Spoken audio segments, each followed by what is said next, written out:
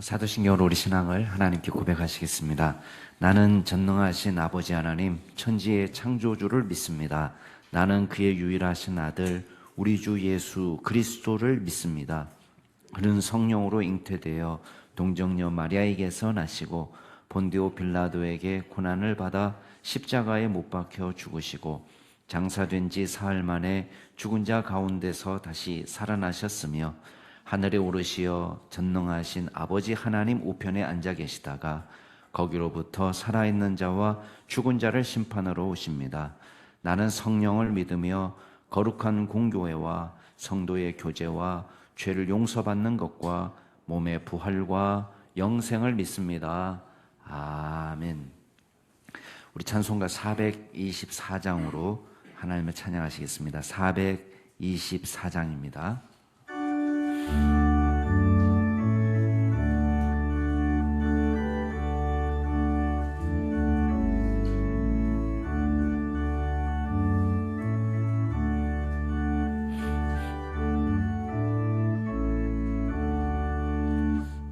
아버지여 나의 마음을 맡아 주관하시고 완악하고 교만한 것 변케하여 주소서. 오류하고 겸손하여 화평하게 하시고 망령되고 악한 일을 몰래치게 하소서. 하나님의 은총 속에 나를 보호하시고 주의 사랑 줄이 되어 나를 메어 주소서. 구세주의 흘린 피로 죄를 씻어 주시고 성령이여 하늘 길로 나를 인도하소서.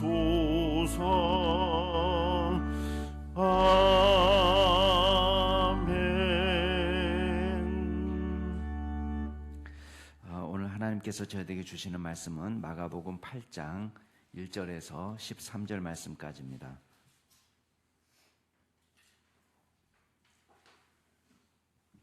마가복음 8장 1절부터 13절 말씀까지입니다.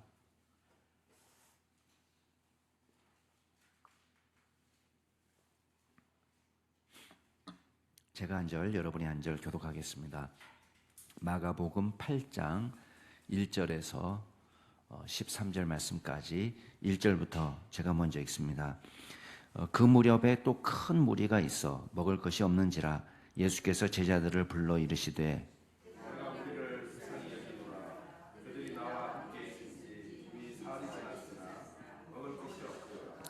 만일 내가 그들을 굶겨 집으로 보내면 길에서 기진하리라. 그 중에는 멀리서 온 사람들도 있느니라.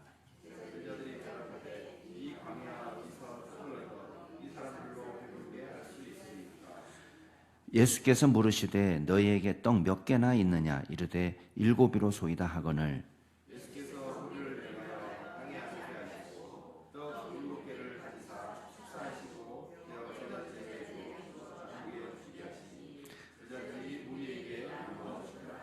또 작은 생선 2마리가 있는지라 이에 축복하시고 명하사 이것도 나누어 주게 하시니 사람은 약 4,000명이었더라. 예수께서 그들을 흩어보내시고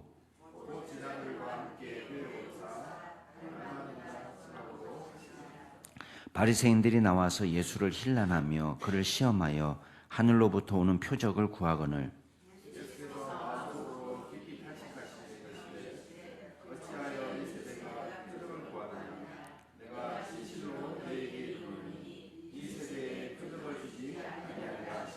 함께 읽겠습니다. 그들을 떠나 다시 배에 올라 건너편으로 가시니라. 아멘. 오늘 말씀은 이제 지난번에 우리 오병이어 보리떡 5개와 물고기 2마리로 이제 5천 명을 먹인 사건을 보았는데 그와 유사한 기적이 일어난 사건입니다.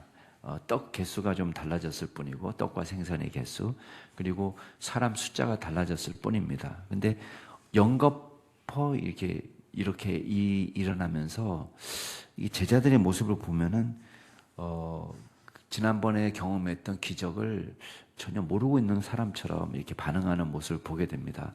왜 그랬을까? 지난번에도 비슷한 일이 일어났으면 믿어야 되는 거 아닌가? 이렇게 우리가 생각할 수 있는데 그 이유를 우리가 아마도 이 청중에서 찾을 수 있지 않을까 그런 생각이 듭니다. 오늘 말씀을 보면은 그 무렵에 또 큰 무리가 있어 먹을 것이 없다. 그 무렵이라 한 것은 이제 앞에 나와 있는 이방인 대상으로 사역했던 그것과 연결되어 있지 않을까 그렇게 생각이 됩니다. 그러면 이제 어떤 생각을 할 수 있냐면 지금 모여 있는 무리들 다수가 이방인일 거다라고 보면 됩니다. 그리고 10절 말씀에 보면은 함께 배에 올라서 달마누다 지방으로 건너가시거든요. 그러니까 배 타고 건너편으로 건너가실 때에 이 달마누다 지방은 이제 북서쪽에 위치한 동네예요. 지금의 이제 나사렛과 거의 가까운 곳으로 주로 예수님이 활동하시던 그런 장소로 생각한다면 이제 이쪽은 북동쪽에 있는 이방 지역일 가능성이 또 높다는 것입니다. 그러니까 이방인들 대상으로 지금 사역을 하고 계신데 무리들이 어떤 정도냐? 여기 보면 2절 말씀 끝에 보면 사흘이 지났다 이렇게 얘기하고 있습니다. 그러면 무슨 말씀이에요? 이 사람들이 지금 예수님과 함께 있으면서 말씀을 계속 듣고 있었다는 거예요. 그러니까 예수님이 일부러 예배 시간 끝나지 않고 자 설교 몇 시간 합니다 뭐 이렇게 해가지고 설교한 게 아니잖아요. 말씀하다 보니까 이게 계속해서 말씀 더 듣겠습니다 하니까 예수님이 계속 말씀을 전하다 보니까 지금 낮밤 사흘이 지난 거예요. 그 어마어마한 일이 벌어진 거죠. 이 사람들 가야 되는데 가지 않고 자발적으로 남았던 것입니다. 게다가 개 중에는 3절 끝에 보면은 멀리서 온 사람들도 있었다. 이게 지금 사흘 동안 먹지 못했고 그리고 멀리서 온 사람들이 있었기 때문에 만약에 이 상태로 집회를 끝내면 어떻게 되겠습니까? 지금 제자들은 여기를 광야라고 표현하고 있거든요. 4절에 보면 광야라고 말하는데 여기는 뭐 돈 주고 살 수 있는 동네도 아닙니다. 그러니까 그만큼 먹을 것을 구하기 어려운 시기에 이 사람들은 많은 사람들이 기진하고 심지어는 죽을 수도 있는 그런 상황이 벌어진 거예요. 그래서 예수님께서 이제 사실을 이야기합니다. 이 사람들 보니까 이 사흘 지났고 이 사람들은 멀리서 온 사람들도 섞여 있는데 이 상태로 해산하면 기진해서 가다가 쓰러질 수도 있다. 너희가 먹을 것을 주면 좋겠다라는 말은 지금 안 하지만 지금 그 말이 생략되어 있지만 누가 봐도 이건 먹을 것을 니네가 해결해라 하는 말과 똑같은 거예요. 그러니까 지난번에는 아니 200데나리온 가지고 이 음식을 사야 될 정도로 이렇게 얘기하지만 지금 제자들은 그렇게 얘기하지 않습니다. 돈 주고 살 데도 없어요. 아니 이 광야 어디서 떡을 얻어가지고 이 사람들을 배부르게 할 수 있습니까? 그랬더니 예수님이 지난번처럼 너에게 있는 것이 뭐냐 물어보는 거죠. 떡 몇 개나 있냐? 그랬더니 한 7개 있습니다. 그러면 그 7개를 가지고 와라. 그리고는 무리를 다 이렇게 질서정연하게 앉히고 그리고 그 떡 7개를 가지고 오병이어 때와 똑같습니다.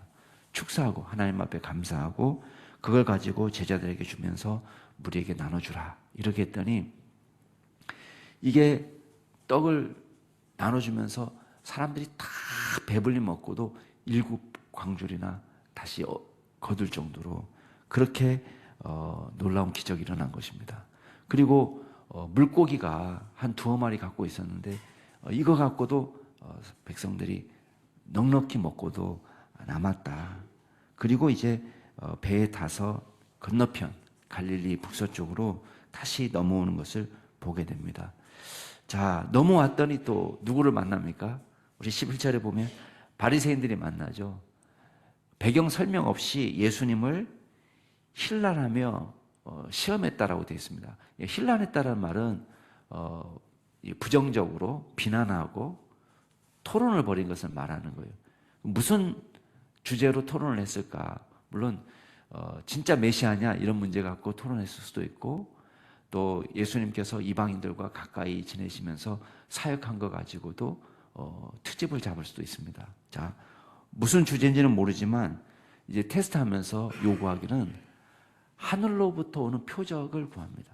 하늘로부터 오는 표적. 자, 하늘로부터 오는 표적은 어떤 표적을 말하겠어요? 메시아임을 입증할 수 있는 표적을 보여달라는 거예요. 자, 여러분 생각해 보세요. 지금까지 예수님께서 보여주신 표적이 개수가 모자라나요? 얼마나 많은 표적이 일어났습니까?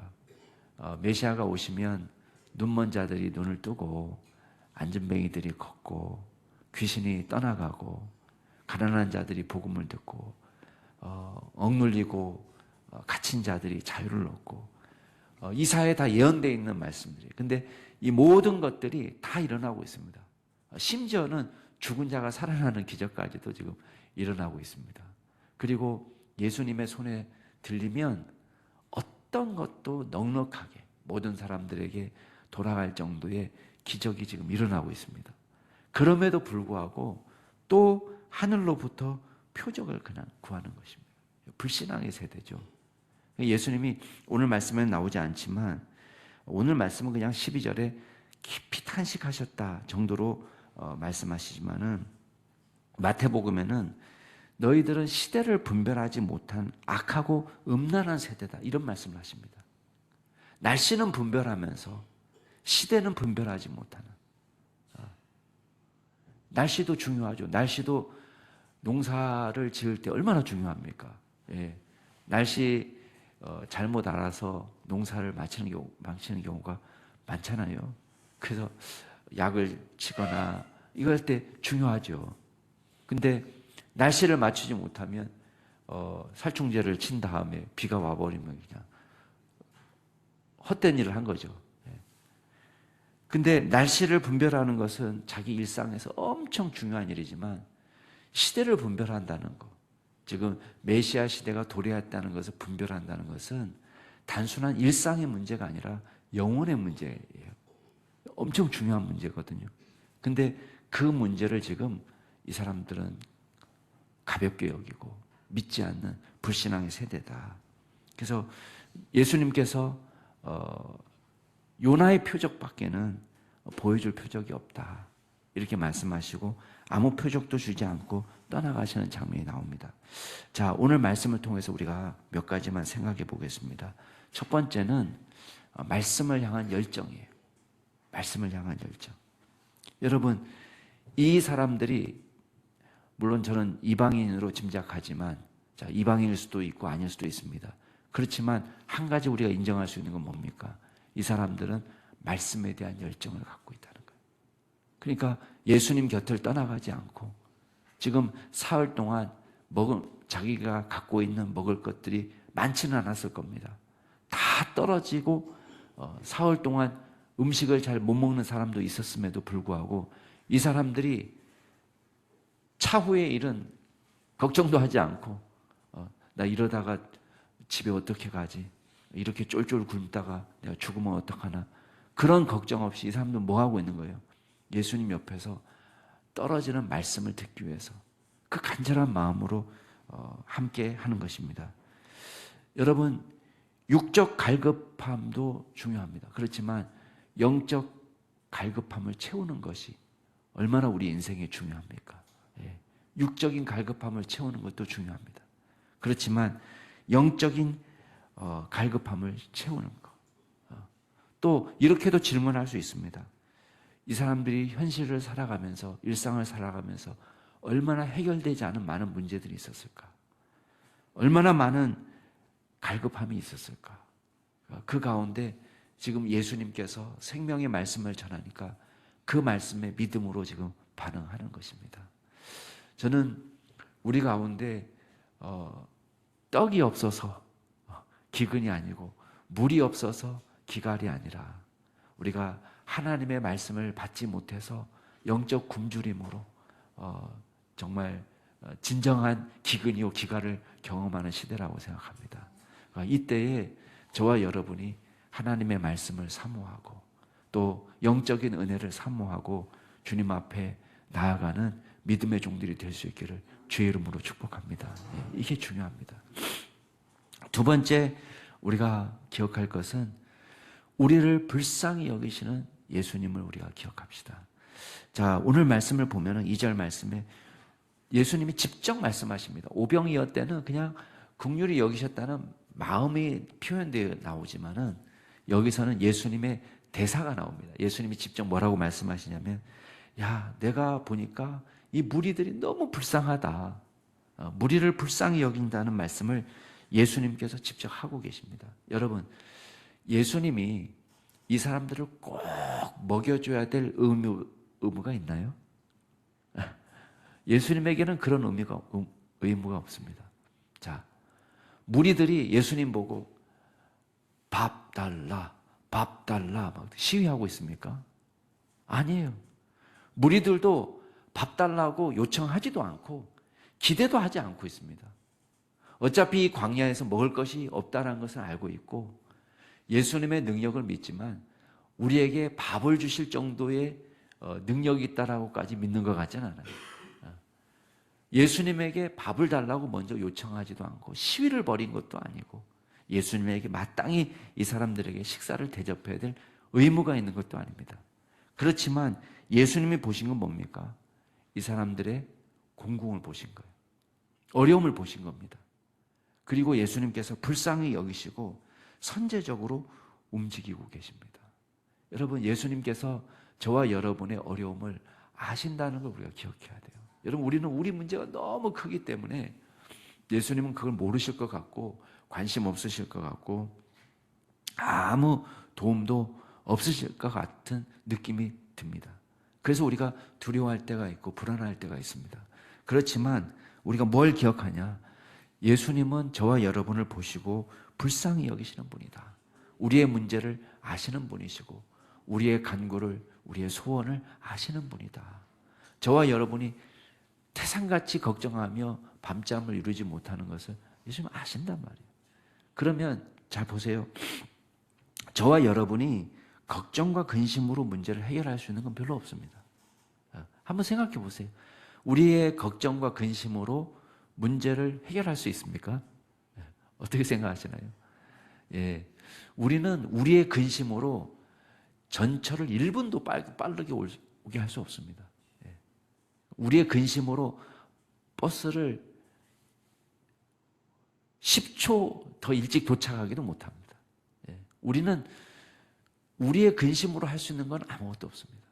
그럼에도 불구하고 우리는 이 세상의 모든 짐을 짊어지고 내가 걱정하고 염려해야 뭔가 이루어질 것처럼 우리가 착각하고 살아갈 때가 얼마나 많이 있습니까? 그러나 주님이 저와 여러분의 문제를 먼저 아시고 불쌍히 여기시고 우리의 필요를 채워주시는 분이심을 믿고 주님 앞에 믿음으로 나아가는 종들이 될 수 있기를 주의 이름으로 축원합니다. 예. 그러니까 우리가 하면요 모자람이 많지만 주님의 손에 붙들리면 모자람이 없습니다. 그래서 떡 7개가 주는 의미가 참 커요.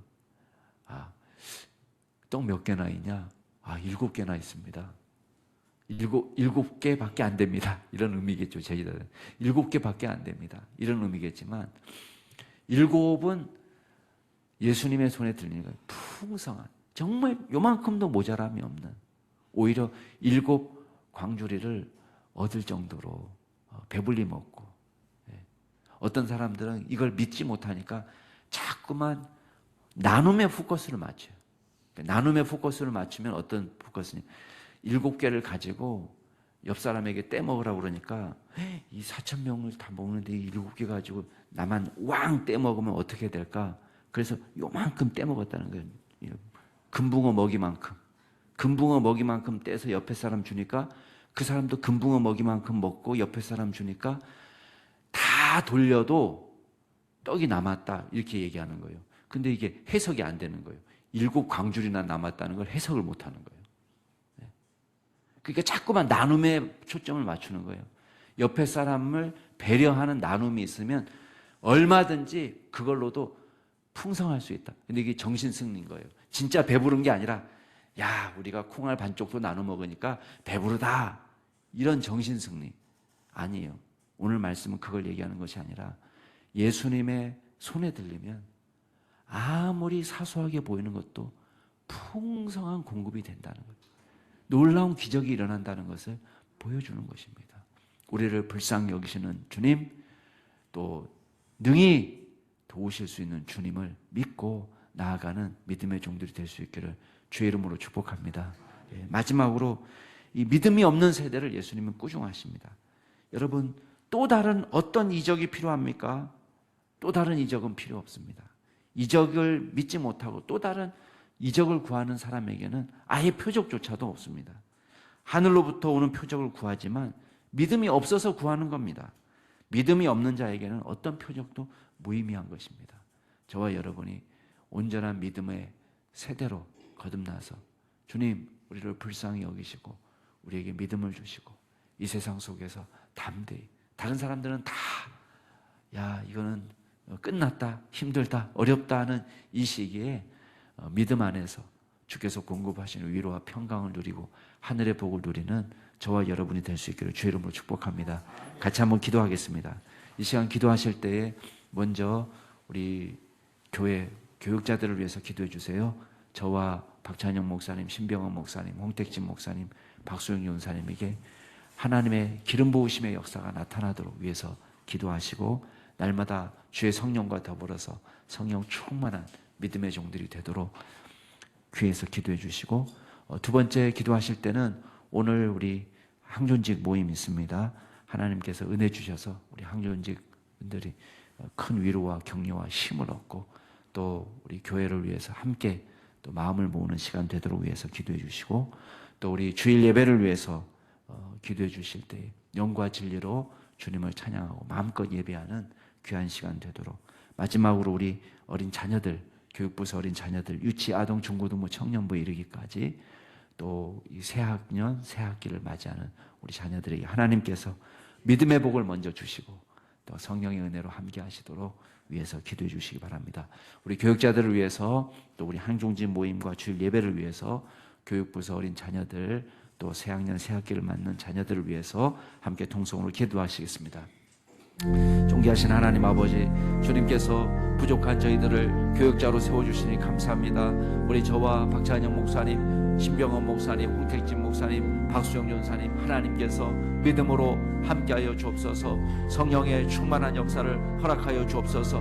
말씀으로 무장하게 하여 주시고 기도로 주님 앞에 나아가게 하여 주시고 성령님께서 공급하여 주시는 힘으로 말씀을 증거하고 주에게 한 사역을 감당하게 하여 주시고 우리 마음 가운데 늘 감사와 기쁨이 넘쳐날 수 있도록 도와주시고 성령의 위로와 하나님의 도우심이 신령한 복으로 주님 채워주셔서 넉넉히 맡겨진 사명을 잘 감당하기에 부족함이 없도록 도와주옵소서.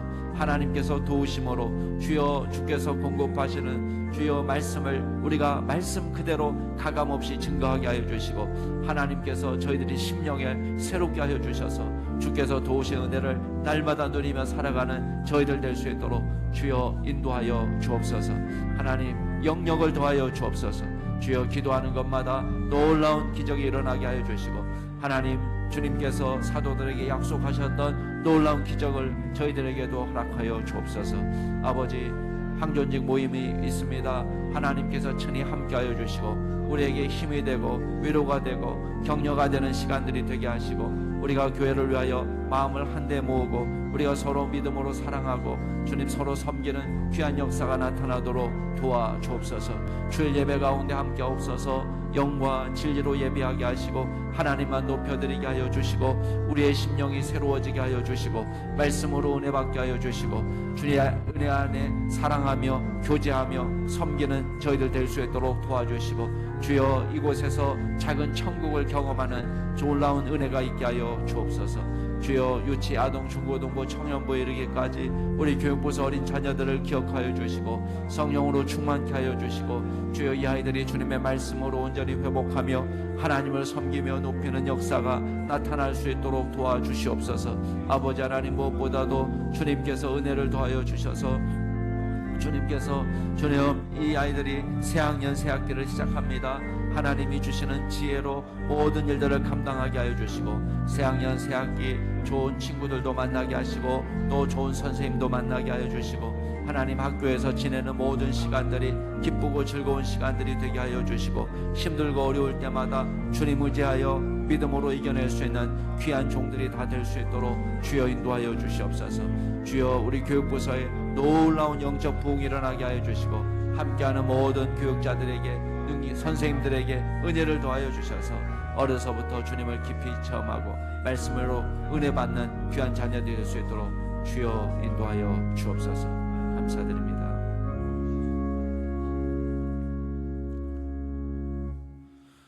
존귀하신 주님, 저희들 가운데 영적인 은혜를 사모하며 주님 앞에 늘 나아가는 믿음의 종들이 될 수 있도록 주여 역사하여 주시옵소서. 주님의 손에 붙들리면 모든 것이 가능하고 또 아무리 부족하고 연약해 보이는 것도 풍성하게 되는 것을 믿습니다. 하나님, 주님의 은혜를 우리가 사모하고 나아가게 하시고 힘들고 어려울 때 우리를 불쌍히 여기시는 예수님, 우리를 능히 도우시는 예수님만 바라보고 나아가는 믿음의 세대가 될 수 있도록 도와주옵소서. 감사드리며 예수 그리스도 이름으로 기도드리옵나이다. 아멘. 하늘에 계신 우리 아버지, 아버지의 이름을 거룩하게 하시며 아버지의 나라가 오게 하시며 아버지의 뜻이 하늘에서와 같이 땅에서도 이루어지게 하소서. 오늘 우리에게 일용할 양식을 주시고 우리가 우리에게 잘못한 사람을 용서하여 준 것 같이 우리 죄를 용서하여 주시고 우리를 시험에 빠지지 않게 하시고 악에서 구하소서. 나라와 권능과 영광이 영원히 아버지의 것입니다. 아멘. 한 가지 광고 드리면 오늘 저녁 금요기도회는 없습니다. 차고 없으시기 바랍니다.